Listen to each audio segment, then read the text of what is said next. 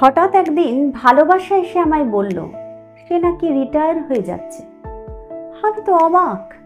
ভালোবাসা রিটায়ার হয়ে গেলে আমার মতো মানুষেরা বাঁচবে কি নিয়ে, যারা ভালোবাসাহীন থাকতেই পারে না।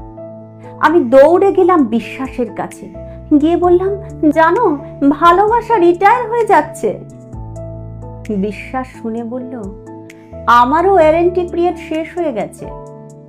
আমি হতভম্ব। আমি তাই শুনে এবার গেলাম মনের কাছে।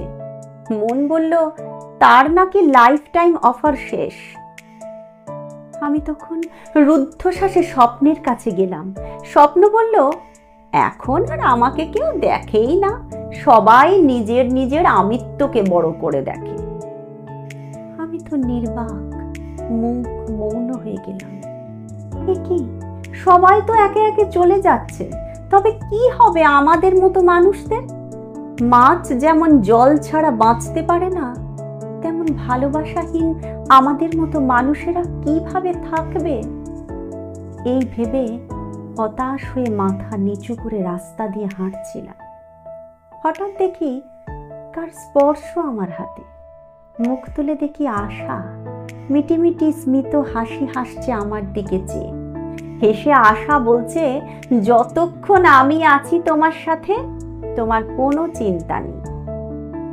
আমি বললাম, জানো আশা, ভালোবাসা, বিশ্বাস, স্বপ্ন, মন সবাই একে একে হারিয়ে যাচ্ছে, দূরে সরে যাচ্ছে। তখন সপ্রতিভ ভঙ্গিতে আশা বলল, আমি থাকলে সব থাকবে। তোমার মধ্যে আমাকে গভীরভাবে গেঁথে নাও, দেখবে ভালোবাসা, বিশ্বাস, স্বপ্ন, মন সব একে একে তোমার কাছে ফিরে আসবে। তুমি শুধু আমাকে ছেড়ো না।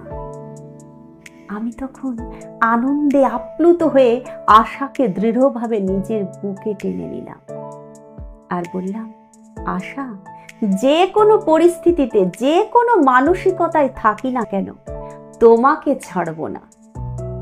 আশা তখন আমার হাত শক্ত করে ধরে চলতে থাকলো, আর আমিও আশাকে নিয়ে সামনের দিকে এগিয়ে চললাম।